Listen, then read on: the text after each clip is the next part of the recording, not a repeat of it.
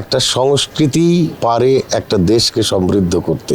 সংস্কৃতির জানালা 24 ঘন্টা খোলা থাকে। একজন শিল্পীকে প্রথমত একজন ভালো মানুষ হতে হয়। একজন ভালো মানুষ কিন্তু এই স্ল্যাংগুলো দর্শকের সামনে আনবে না।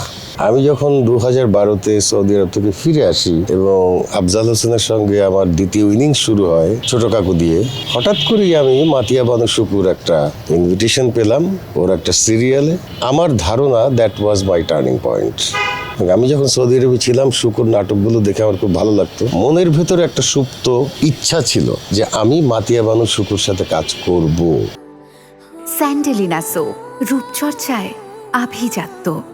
তো সেটা যে একেবারে প্রথমেই হয়ে যাবে আমি ভাবি নাই। তো শুকু আমাকে ব্রেক থ্রু করিয়েছে আমি বলবো, যদিও শুরুটা আফজাল হোসেনের হাত ধরে। না, প্রবাস জীবনে কিন্তু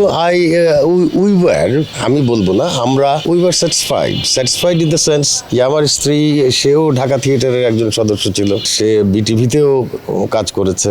সৌদি আরবে গিয়ে কিন্তু আমরা আমাদের সংস্কৃতির কর্মকাণ্ডটা চালিয়ে গেছি। বাংলাদেশের সংস্কৃতিটাকে প্রবাসের বাচ্চা কাচ্চা যারা ওখানে জন্মেছে বড় হচ্ছে তাদের ভেতরে দেওয়ার চেষ্টা করেছি, মুক্তিযুদ্ধটাকে দেওয়ার চেষ্টা করেছি, মুক্তিযুদ্ধের সংস্কৃতিটাকে দেওয়ার চেষ্টা করেছি, আমরা করেছি। সুতরাং আমাদের তেমন খারাপ লাগে না। সংস্কৃতিকে নিয়ে যেসব চর্চাগুলো হয় সেগুলোকে আপনারা দেখবেন, অনুসরণ করবেন, নিজেরাও করবেন। আমাদের তো একটা সংস্কৃতি পারে একটা দেশকে সমৃদ্ধ করতে, একটা সংস্কৃতিই পারে একটা সভ্যতাকে মাথা উঁচু করে দাঁড়াতে। যে দেশের সংস্কৃতি নাই সে দেশ মাথা উঁচু করে দাঁড়াতে পারে না। আমরা আমাদের নিজস্ব সংস্কৃতিকে সমৃদ্ধ করি। কালচারাল ক্রসিং যেটা আছে সেটা তো থাকবেই। অন্যান্য দেশের সংস্কৃতির যে ভালো দিকগুলো সেগুলো আমরা অ্যাডাপ্ট করি, খারাপগুলোকে বর্জন করি।